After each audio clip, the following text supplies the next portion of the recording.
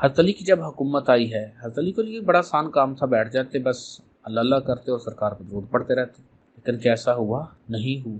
حضرت علی کرم اللہ وجہہ کو اس سینس میں اسلام کو قائم رکھنا تھا، ضروری تھا اس سینس میں قائم رکھنا، جس سینس میں جن اصول و ضوابط پر آپ صلی اللہ علیہ وسلم نے اسلام کو قائم کیا، جو اسلام کو حقیقی بنیادیں فراہم کی، اس بنیاد پر حضرت علی کرم اللہ وجہہ لڑ رہے ہیں، جنگیں ہو رہی ہیں۔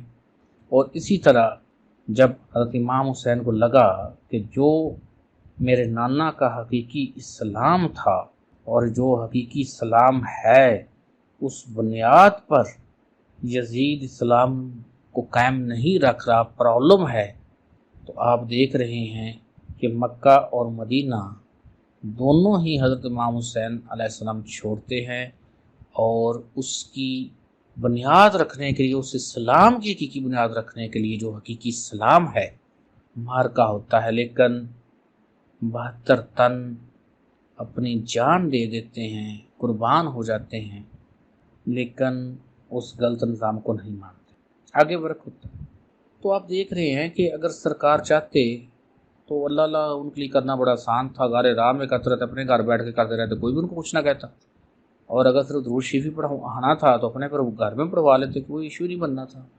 اس طریقے سے حضرت ابوبکر صدیق کو بھی ضرورت نہیں تھی، وہ بھی اللہ اللہ کرتے اور کرواتے اور درود شریف پڑھ لیتے۔ حضرت علی کو بھی لڑنے کی ضرورت نہیں تھی، امام حسین علیہ السلام کو بھی کربلا میں جانے کی ضرورت ہی نہیں تھی۔ یہ ہونے کے بعد یعنی یکتائی، یہ جو لوگ کہتے ہیں یکتائی ہو جاتی ہے، ابھی لوگ کہتے ہیں جی ان کو یکتائی حاصل نہیں ہے، ابھی ان کے سوال ہے، ابھی یہ بات ہے، ابھی وہ بات ہے۔ میں دوبارہ تم لوگوں سے پوچھتا ہوں کہ تمہارے پیروں کو یا تم کو، نعوذ باللہ اللہ پاک معاف کریں، کیا آپ صلی اللہ علیہ وسلم سے بڑی کوئی یکتائی مل گئی ہے؟ یہ کوئی بڑی معرفت مل گئی ہے تم لوگوں کو؟ یا تم کو یا تمہارے پیروں کو کیا حضرت علی کرم اللہ وجہہ سے کوئی بڑی یکتائی یا کوئی معرفت مل گئی ہے؟ یا تمہارے پاس کوئی حضرت امام حسین علیہ السلام سے بڑی کوئی یکتائی یا معرفت مل گئی ہے تم لوگوں کو؟ ان کے ایک ہم دیکھتے ہیں وہ سارے کے سارے فلاح معاشرہ فلاح انسانیت کے لیے، یہاں تم پتہ نہیں، میں حیران ہوں ان لوگوں سے، کون سی ان کو یکتائیاں مل گئی ہیں، کون سی ان کو معرفت مل گئی ہے، بجائے اس کے بعد تنقید کر رہے ہیں۔ ابھی آپ لوگوں سے سمپل سا سوال پوچھا ہے کہ کائنات بنی ہوئی تھی، فرشتے موجود تھے، جن موجود تھے، باقی مخلوقات کا نظام چل رہا تھا، مخلوقات آباد ہیں، کتنی دیر آباد ہے؟ آپ کے پاس کوئی ہے اسٹیمیٹ کتنی دیر تک آباد تھی؟ 50 سال، 100 سال، کروڑ سال، 10 کروڑ سال، کتنے سال سے یہ ساری مخلوقات تھی، لیکن خلیفہ نہیں تھا۔ یہاں لوگ عجیب سی، میں کہتا ہوں ظاہر قرآن پاک میں جو لکھا ہے فزیکل خلیفہ کی بات کرنی ہے، لوگ کسی اور بات میں لے جاتے ہیں، سمجھے بغیر کہ سرکار نے جو بات کہاں جہاں کہی ہے، جس نور میں کہی ہے، وہ درست کہی ہے، لیکن تم اس بات کو سمجھے ہی نہیں ہو، تم کہیں اور لے آتے ہو۔ فرشتوں کے سامنے جو خلیفہ بنایا جا رہا تھا مٹی کے وجود کا، وہ حضرت آدم علیہ السلام تھے یا آپ صلی اللہ علیہ وسلم تھے؟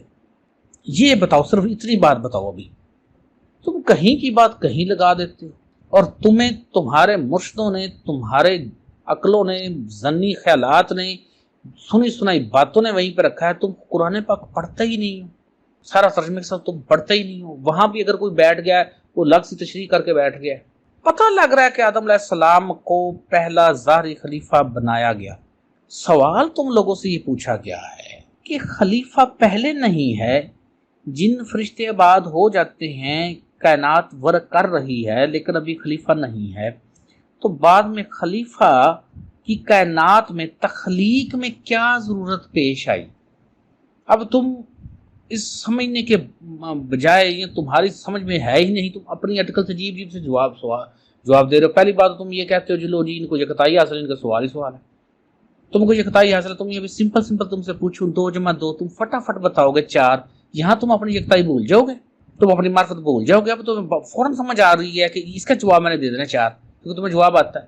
اس سوال کی جب تمہیں سمجھ نہیں آ رہی کہ تخلیق کائنات ہو گئی، فرشتے آباد ہو گئے، جن آباد ہو گئے، جنوں میں سے ایک جن عزازیل کتنی محنت کرتا ہے، فرشتوں کے ساتھ کھڑا ہو جاتا، تبھی اس کا ذکر آ رہا ہے نا۔ जहां अल्लाह पाक फरिश्तों से कह रहा है कि इसको सजदा करो, वहीं वो मौजूद है ना। वो फरिश्तों में पहुंचता है, किसी के यहाँ पैदा होता है वो अज़ाज़ील, फिर वो कितनी देर में बड़ा होता है, फिर क्या करता है, फिर फरिश्तों में पहुंचता है, कितनी देर हुई। तो इतनी देर तक जो कायनात है वो खलीफा के फिजिकल वजूद के बगैर चलती है। अब अल्लाह पाक कायनात में एक खलीफा को फिजिकल वजूद देना चाहते हैं, कि जिस्मानी वजूद देना चाहते हैं। आखिर कायनात में उस जिस्मानी वजूद की ज़रूरत क्या है, या क्या ज़रूरत पेश आ गई तख्लीक़े कायनात में क्या ज़रूरत पेश आ रही है खलीफा को बनाने की, ये सवाल है तुमसे। जवाब तो दरकिनार तुमने अपने पास से लटरम पटरम लिख दिया। सवाल तो समझो कि सवाल क्या हो रहा है तुम लोगों से। बजाय इसके कि तुम लोग एहसान मानो, उस पर गौर व फिक्र करो, तुम अजीब सी तनकीद शुरू कर देते हो। कोई कहीं पगड़े डाल रहा है, कोई कहीं पगड़े डाल रहा है, कोई कह रहा है ये है, कोई कह रहा है वो है। मैं हैरान हूं तुम लोगों से यार, हैरान कौन तुम्हारी सोचे हैं। क्या तुम कितनी अजीब सी जहालतों में तुम डूबे हुए हो।